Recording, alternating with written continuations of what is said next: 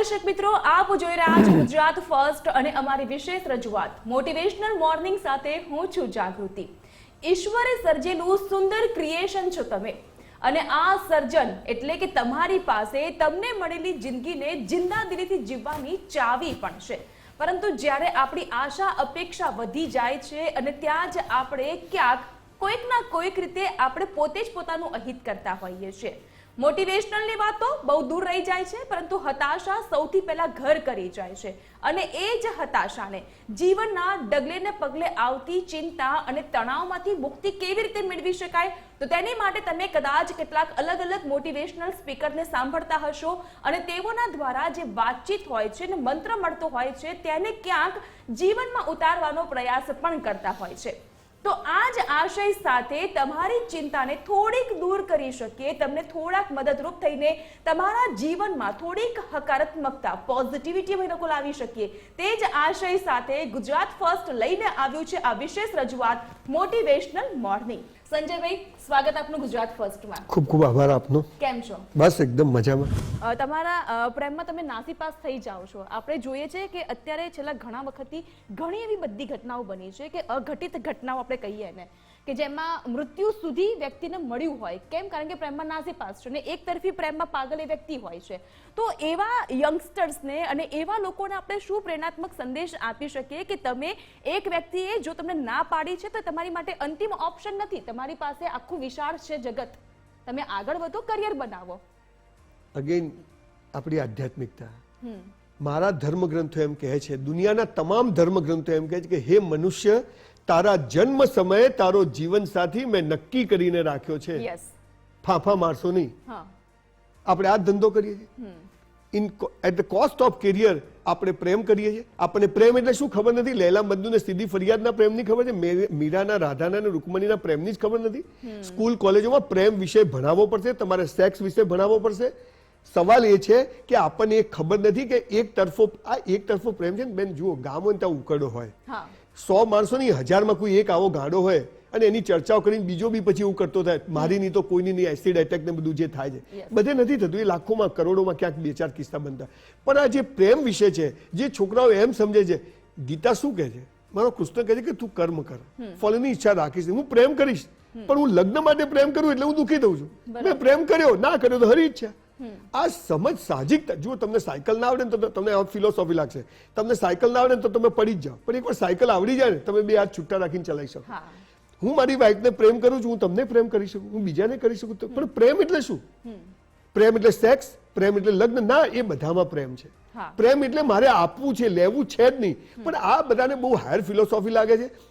આ day to day આની ચર્ચાઓ થવી જોઈએ। તમારી વાત બિલકુલ સાચી છે, હું કોલેજોમાં જઉં છું, બધા મેં 3000 છોકરાઓને સુસાઇડ કરતા બચાવ્યા છે, એમાંથી 2500 લોકો તો આવા છે કે પેલીએ ના પાડી। તો હું એમને કહું છું, રાત્રે 12 વાગે હું રેલવેના ટ્રેક પરથી એક છોકરાને લઈ આવ્યો હતો, અત્યારે મહિને 3 લાખ રૂપિયા કમાય છે છોકરો, એને ખબર જ નથી। મેં ખાલી એને સમજાવો કે તું આ પૃથ્વી પર આનામાં જ નથી આવ્યો, અને તને પેલી ના પાડે છે કે પેલો ના પાડે છે, એનો મતલબ કે તારા માટે આનાથી વધુ સારું સર્જન ઈશ્વરે કરીને રાખ્યું છે, તું ખોટા રસ્તે છે। છોકરું રેત ખાતું હોય તો આપણે ખાવા દઈએ, એને લાફો મારીએ, છોકરું એમ કે મને લાફો કેમ માર્યો, પણ એ તારા માટે ખોટું છે। એમ આપણે જયારે આ બધું જે એક તરફો પ્રેમ કરી છે ત્યારે ભગવાન સમજી જાય છે કે આ મરવાનો છે, એના લાયક નથી, એટલે ભગવાન આપણું કટ ઓફ કરાવે છે અથવા આપણું ત્યાંથી કનેક્શન છોડાય, ત્યારે આપણે એટલું જ સમજવાનું કે ભગવાને મારા માટે આનાથી સારું સર્જન કર્યું છે, ધેટ્સ ઓલ। એટલે જે પણ સિચ્યુએશન છે, જે પણ સ્થિતિ સંજોગ છે, તમારે એનું સન્માન કરવું પડશે। બિલકુલ, you have no choice, you have no choice. બધું કર્યા પછી એ નથી થતું તો હવે એનું ધાર્યું થાય, સાચી વાત છે, હું એમાં ખુશ રહીશ। સાચી વાત છે, અને એ સન્માનથી જે સાચી ખુશી મળશે, એ ખુશીની તોલે બીજું કોઈ ખુશી તમને લોકોને, અરે તમે ડબલ પાવરથી કામ કરી શકશો કે હવે ભગવાને બચાવી દીધો, એટલે આને હાલ આવું કર્યું, લગ્ન પછી કર્યું હોત તો સાચી વાત તો તમારે યુ હેવ ચાન્સ, તો ભગવાનને થેન્ક યુ કહો કે પેલીએ ના પાડી, પેલાએ ના પાડી, કામે લાગો।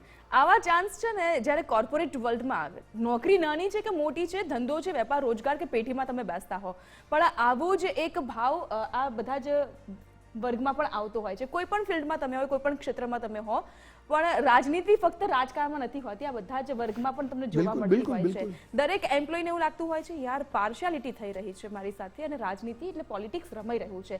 તો આ જે તમે કીધું કે પાતળી ભેદરેખા આપણે સમજવી પડશે, તો આવું જે લોકોના મગજમાં ગ્રંથિ થઈ ગઈ છે એ પોલિટિક્સ રમાય છે અને પાર્શિયાલિટી થઈ છે, એમાં પણ પોઝિટિવિટી કેવી રીતે જોઈ શકીશું? તમે અહીંયા સ્ટુડિયોમાં 4 એન્કર છો અને ચારેયનો પગાર સરખો છે, ચારેયનું સ્ટેટસ, કોઈ આ ઇન્ટરવ્યુ કરવાનું, કોઈ આ ઇન્ટરવ્યુ, તો કોઈને એમ થાય કે આને કેમ આમાં ચાન્સ આપ્યો, તમે એવું જ કહેવા માંગો છો? અથવા તો કોઈ કોર્પોરેટમાં કામ કરતું તો કોઈની પ્રગતિ થઈ જાય, કોઈને એમ થાય કે આ મારા સાથે આવી હતી અથવા મારા પછી આવી હતી તો કેમ આવી હતી? અગેન એ જ વાત છે બેન, હું મારું બેસ્ટ પરફોર્મ કરીશ, મારું બેસ્ટ પરફોર્મ કર્યા પછી એ પાર્શિયાલિટી થાય તોય મારા સારા માટે છે, મને કાઢી મૂકે તોય મારા સારા માટે છે, મારું ડિગ્રેડેશન થાય તોય સારા માટે, અને મારું અપગ્રેડેશન, મેં મારું બેસ્ટ પરફોર્મ કર્યું. ગીતા કહે છે તું કર્મ કર, ફળની ઈચ્છા રાખીશ નહીં, કેમ કે કર્મ અને ફળ જુદા નથી. આ સાલું આપણા ભેજામાં ઉતરતું જ નથી. કોઈ મને પાર્શિયાલિટી કરીને હું એકવાર એક આંખોના ઇન્ટરવ્યુમાં ગયો, હું સૌથી હોશિયાર છોકરો હતો, ઇન્ટરવ્યુ આંખો ધોવાના કમ્પાઉન્ડરનો ઇન્ટરવ્યુ હતો, મેં એ ફેસ કર્યો. મારા બાપુજી કે જી ભાઈ, અમે 10 જણાથી 10માં હું સૌથી પરફેક્ટ માણસ હતો, મને ના લીધો. તો બધા કે તમને ના લીધો હવે શું કરશો? મેં કીધું ભગવાને કંઈક સારું હોદ્યું હશે તો આજે અહીં બેઠો છું, નહીં તો કોઈ દવાખાનામાં આંખો ધોતો હોત.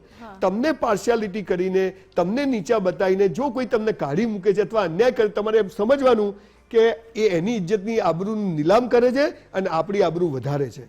આ એકમાત્ર તમારી પાસે રસ્તો છે સમજવા માટે, નહીં કે એનો ઝઘડા કરવા કે મારી સાથે આમ કેમ કર્યું કે આમ કેમ કર્યું. હું તો એવું માનું છું કે બધું કર્યા પછી પણ જો આવું થાય છે તો ઈશ્વર કોઈ બીજો રસ્તો બતાવે છે. Weight and watch. આજે આંબો વાવો તો તરત કેરી ના ઉગે, પણ આપણું કરેલું બેકાર જતું નથી. અને જે સારું કરે એનું સારું જ થાય છે, ને ખરાબ કરે એનું ખરાબ થાય છે.